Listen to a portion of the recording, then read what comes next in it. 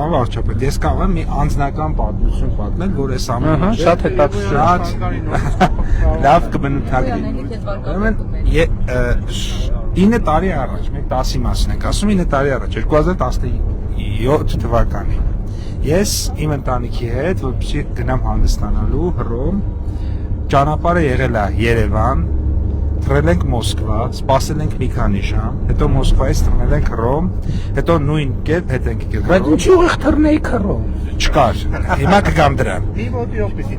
Հետո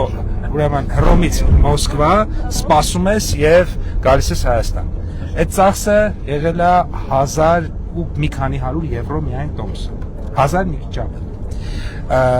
Ինչի է եւ իսկ հիմա ինչքան է նախ։ Նախ այդքանը մոտավորապես 100 եւ մի քիչ եվրո է հիմա։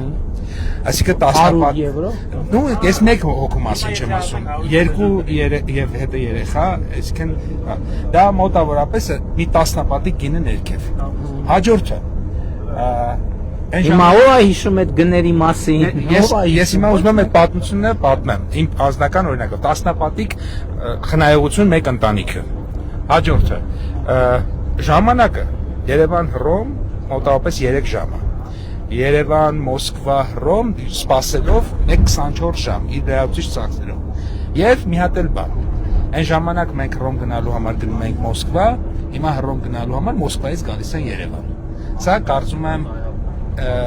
արժանապատվության հարց է առաջին հերթին եւ շատ կարևոր։ Այդ որ ասում են արժանապատիվ խաղաղություն, որ ճանապարհներին, տենց նստարաններին ժամերով նստում էինք, այդտեղ արժանապատվության հարց փաստորեն չկար, հա։ Ես այս օրինակով ցույց եմ տալիս եւ արժանապատվության, եւ տնտեսական զարգացման, եւ խնայողության, ֆինանսական, եւ ընդհանրապես աշխարհը տեսնելու հնարավորության մասին, որովհետեւ այսօր էլ 1000 եվրոն շատ մեծ գումար է ու շատերին թույլ չեն կարող տալ ցավոք սրտի։ Իսկ 77 եվրո։ Հռոմ 77 Գնալ գալ։ Իսկ 70 գնալ գալը 77 եվրո։ 77 Հաստատորցանք դոլար։ Հա, եւ 77 դոլար գնում ենք Հռոմ հետ ենք գալիս եւ 77 բա ուրիշ զեղչեր չկան։ Եվ մի դեպք էլ պատմեմ իմ անձնական էլի աշխատանքային գործողում, մի անգամ ես էլի Հռոմ գործողում ունեի եւ դրա հաջորդ օրը գնացել ենք Մեղրի, եկել ենք մեքենայով գնացինք Մեղրի գանք, մոտավորապես նույն չափի ենք ծախսել, որովհետեւ բենզինի ծախսը Երևան-Մեղրի Երևան այնքան էր եղել, ինչքան իմ տոմսի ողը Երևան-Հռոմ։ Դե հիմա հեսա բենզինն էլ է, չնայած տարածաշրջանային